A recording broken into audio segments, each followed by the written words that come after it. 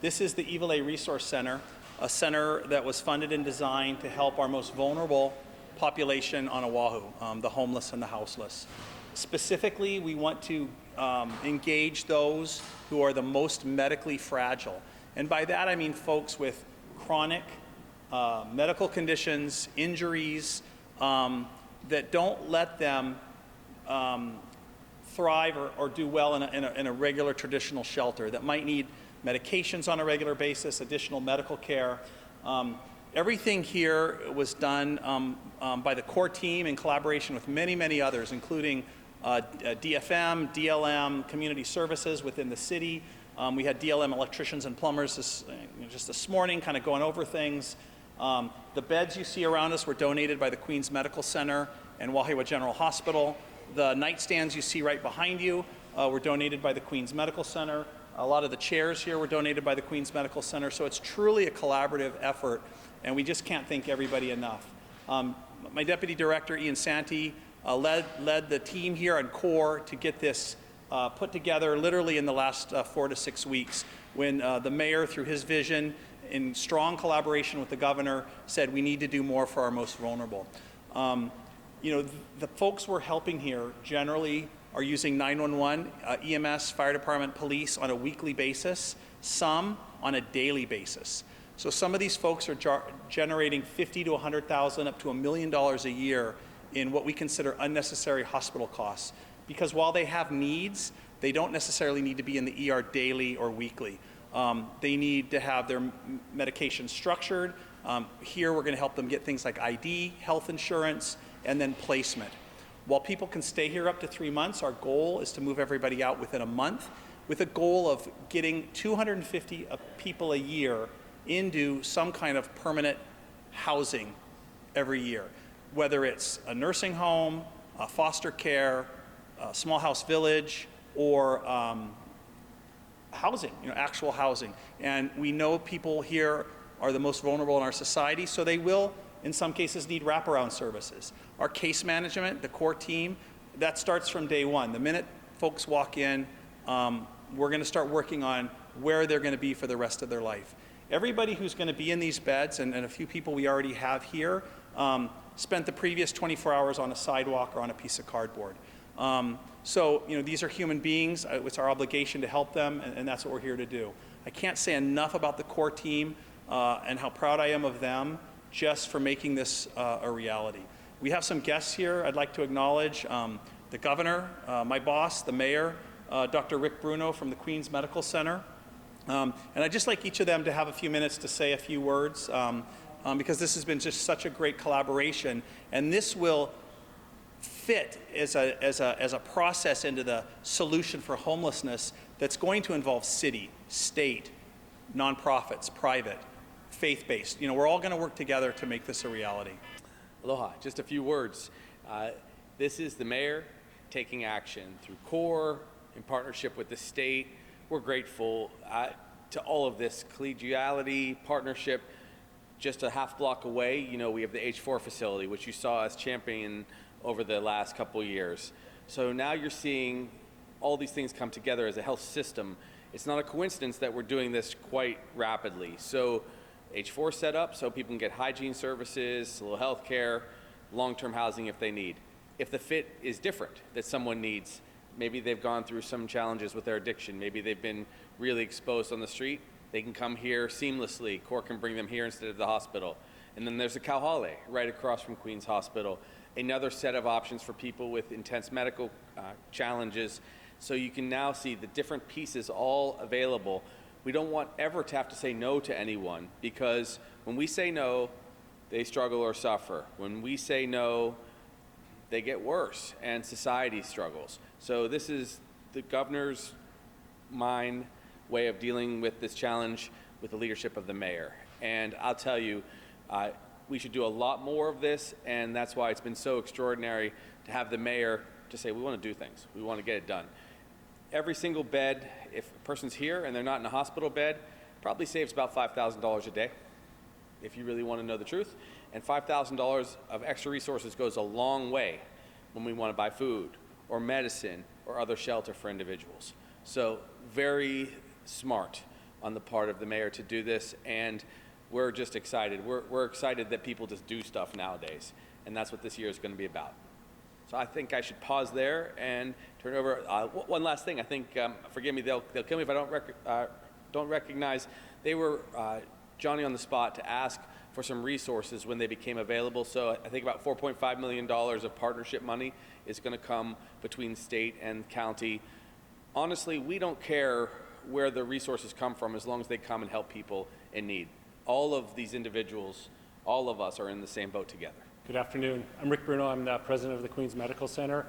And I want to thank the city, thank the mayor, thank Jim Ireland, Ian Sante for their efforts to bring this new opportunity into the community. As the governor outlined, houselessness, homelessness is a problem and a challenge for the entire community. The city and the state are answering that call. The mission of the Queens Health System is to provide care for all the people of Hawaii, and specifically the most vulnerable, as Jim outlined, often do not have a place to go when they don't need acute medical needs. And so they either stay in the hospital, taking a bed that another person can't go into, or they return to the streets. Many of the most medically fragile are unable to walk, are unable to feed themselves, are unable to care for themselves. This project is going to answer a need. As the governor said, there's many ways that we can answer the needs of the houseless individual, H4, IHS, many of the other community partners, but this specific project is filling a buffer for those people who are unable to either participate in IHS, are unable to apply for housing initially, do not have family to care for them. And so a place where we can care for those people and make sure they get their needs met is a real opportunity. So I want to thank the city and the state for the continued partnership. Thank you. Thank you, Dr. Bruno, and I appreciate the fact that it's been pointed out this is a unique facility. I really sincerely want to thank the governor because for his emotional and financial support. He and I are linked in a very strong way together on our determination with respect to doing this. This is just another step in the right direction, but I cannot say enough about Dr. Jim Ireland, Ian Sante, the core team, because this really, for us, and finally getting to use this facility is the beginning of what the brilliance of our core strategy is about. You know, for months now, we've been taking care of people on the street, and we've been dealing with them, taking them necessarily to respite places where we had available, but having a place like this to take our most needed, knowing that we can put them on a corrective path with the proper treatments, give them the valuable support medically and psychologically. This is the beginning here of a real waging, if you will, on our most needed homeless population to help them in a way that we have not been able to do before. So I'm very, very grateful. You know, Jim quickly said about, you know, what Ian got done in the last 4 to 6 weeks. But this was a coming together of a lot of people's determination. You know, we're not in this alone as leaders, the governor and I. We've got great people around us, very supportive and understanding of our need to do it, the hospitals as well. So this is just a really good moment. I'm going to say it again. It's another step in the right direction, but I think you're going to be witnessing as we move forward together and combine resources with the state, with the governor's support. You're going to be able to see a lot more of this kind of thing because we've needed this. This has been the missing X factor, you know? Picking up people as a result of 9/11 calls, having EMS go down there, and even HPD. We have HPD leave the scene, then take them to an emergency room where it was for many years almost looking like war zones, taking up that space, tremendous costs. As you heard the governor, the savings in this alone are phenomenal, but I don't think in terms of money. I think of what we're doing for the human condition, if you will, for these people who are the most in need. So we're here, we're very proud, I'm very grateful for the commitment and the passion that went into making today a reality. So with that, we'll turn it over to any questions, but this is really about Jim Ireland, and I want him up here. I want to offer our complete support. I couldn't have done it without, you know, our deputy Ian and everybody here in red shirts and black pants or blue jeans. That's the core team. They've been on the streets for a little over a year now, but their frustration was we didn't have anywhere to bring people that had significant medical conditions that weren't sick enough for the hospital. That was their frustration. So as problem solvers, this is what they came up with. We got the city already had this in their inventory, and here we are. We're going to replicate this on other parts of the island. And this may evolve as well. We're in discussions with the state to look at mental health stabilization in this facility as well. So that could be chapter 2 of this story. But here we are today. We've helped 2 people already this morning off the streets. They're going to be streaming in all day. You know, I'm not going to give you the details for privacy reasons, but both our first 2 residents were born and raised here. One had a business in Chinatown. The other was born and raised on the Big Island. But they just fell on hard times for various reasons. And both of them have been chronically homeless for many years. And again, this is the first bed they've slept in probably in a long time. And our goal is to get them into either nursing home, foster care, permanent housing for everybody who comes through these doors.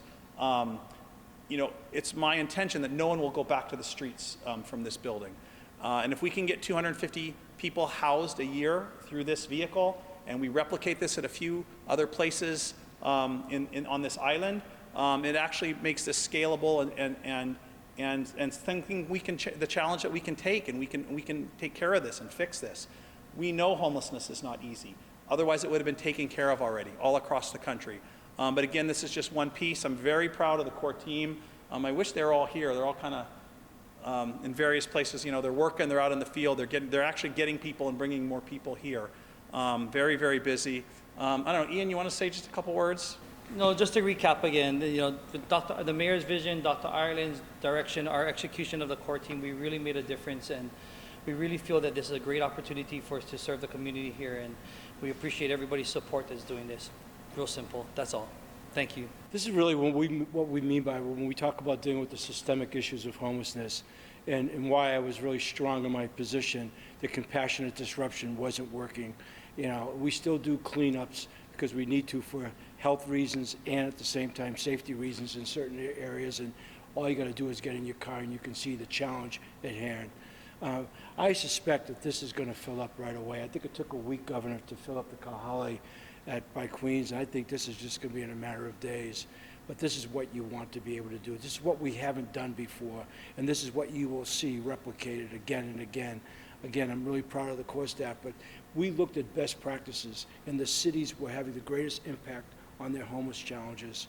We looked at Denver, we looked at Eugene, Oregon, we looked at Houston, we even looked at Boston on best practices, if you will, taking into account what we thought we could get done here. But it takes great collaboration with the state, with the Department of Health, but with a willing governor to participate, to find the resources. So I'm very confident. I'm very confident that we have an excellent strategy. It's just going to be a matter of time and how quick we can get it done. There was a lot of frustration with this facility and getting it open because of circumstances beyond our control. Now that we're there, and now that we're going to look upstairs as well, I think you can look for some things to start to happen quickly, more quickly, and we can't do it quick enough. And I think Dr. Bruno would attest to that from Queens. I mean, we understand, you know, we know that, but this is the way to do it. So, and look, for all that we're talking about, and I really appreciate the money, nothing comes free. We just talked about doubling our staff. There's also an inherent savings in here. And I would tell you at $5,000 a bed, if you do the math, and the governor and I were just talking about it, there's about $100,000 a day in savings here right now on what would be spent elsewhere, just money going out to try to support a system without actually addressing or finding a remedy to put people on the right corrective path.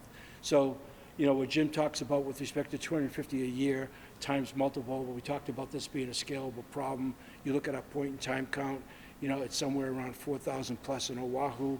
But when you get into this strata of the most needy, you know, it's not that great. We can make a huge difference in a really relatively short amount of time against that universe of people who are like the 2 people that are in here. And that's the last thing I want to say. All of these men and women all have a story. If you spend time talking to homeless people, it's amazing what gets them to places like this. We shouldn't forget that they're our brothers and our sisters. And from a humanitarian standpoint, you know, the street is not a home. It's not a home for anyone under any circumstances. And this is proof positive as to what we want to do about that. So I thank you for being here. Well